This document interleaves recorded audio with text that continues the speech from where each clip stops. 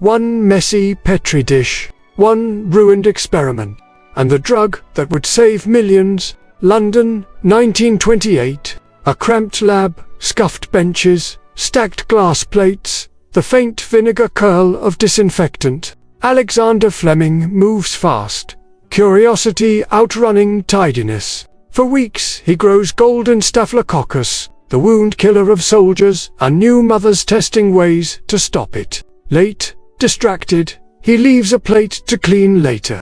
Days pass, dust settles, spores drift, ordinary, invisible, uninvited. Back at the bench, he slides the plate under a lamp and freezes. A fuzzy green island of mold has crashed the party. Contamination. Yet, around it lies a perfect clear ring where murderous colonies will not grow.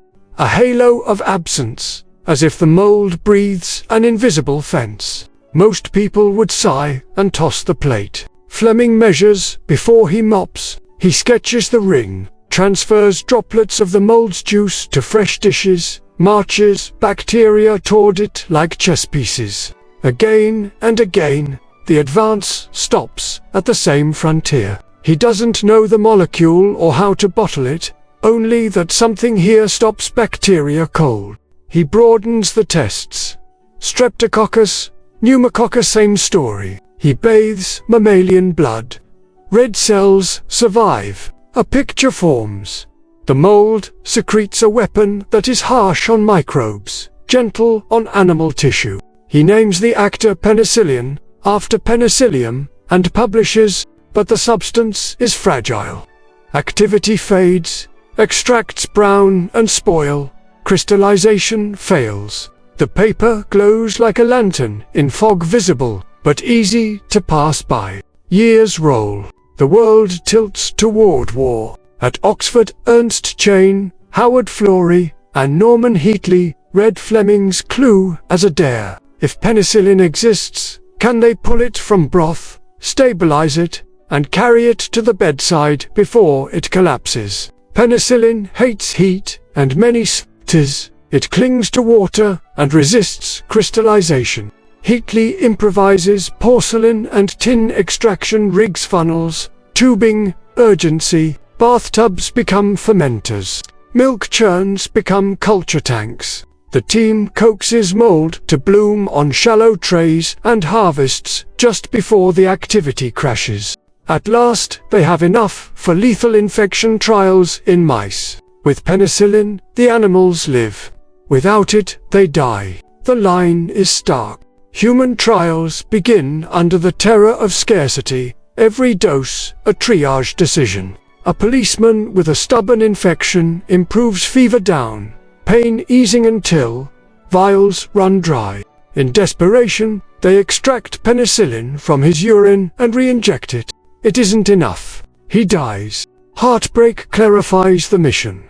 Make oceans of the stuff, or brace for more nil. In the United States, government, universities, and industry lash together a crash program. Not all penicilliums sing the same tune.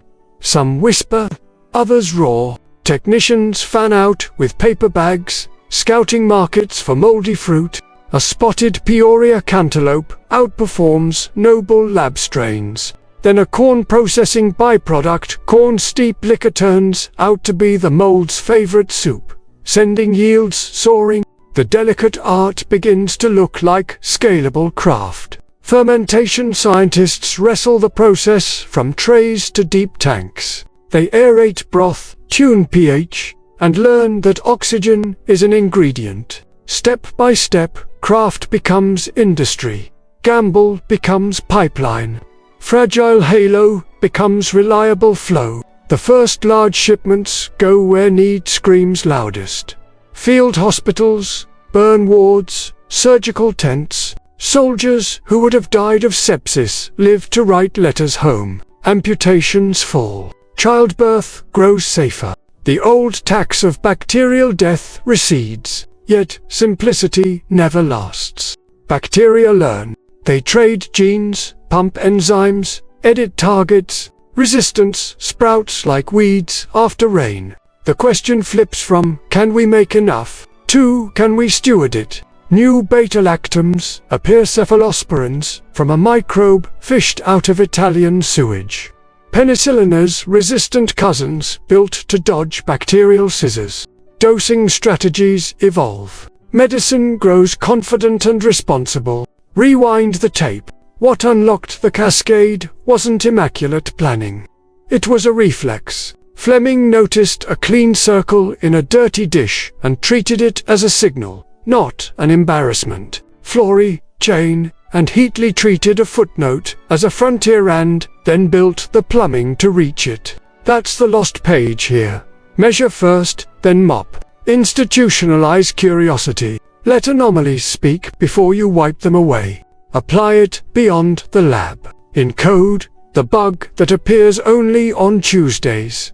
Log it, isolate it, write a test you may expose a race condition. In business, the customer using your product wrong, interview them, and you may find a new market. In art, the color bleed that ruins a canvas, trace it, and you may discover a technique. Accidents are raw data. Curiosity is the compiler.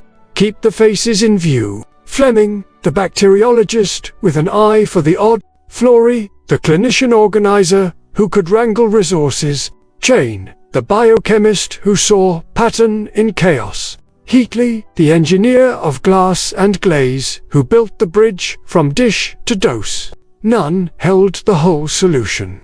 Together they formed a relay, observe, hypothesize, extract, scale. Science tends to move like that.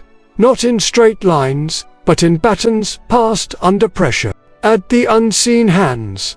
Farmers and factory crews who grew the mold at industrial scales. Women who pipetted, cleaned, poured, and measured under wartime pressure. Patients who volunteered when volunteer meant risk. Penicillin isn't only a molecule, it's a network of hands. Fix one moment in your mind.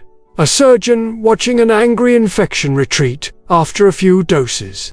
The fever unwinding from a pulse. That feeling like seeing a storm lift off a horizon is the psychological birth of modern antibiotics. Before penicillin, tiny cuts and ordinary births could tip into tragedy. After penicillin, the floor of what medicine could promise rose by inches that felt like miles. Today, we face superbugs initialisms that read like headlines. MRSA, CRE shrugging at our oldest tools. Stewardship is not a scold.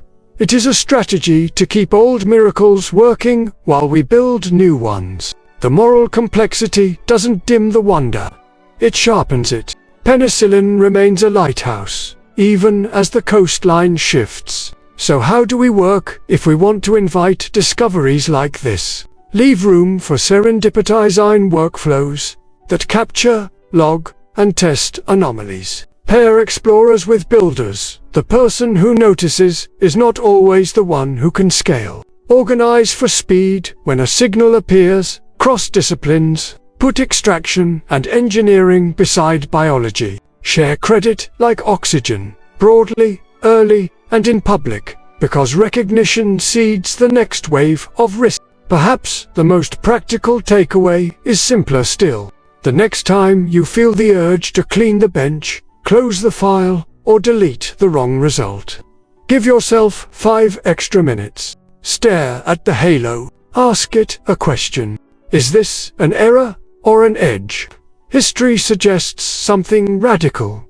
Progress often hides where pride says not to look. The future breaks through when we stop sweeping and start seeing. As we close, notice the pattern echoing across science.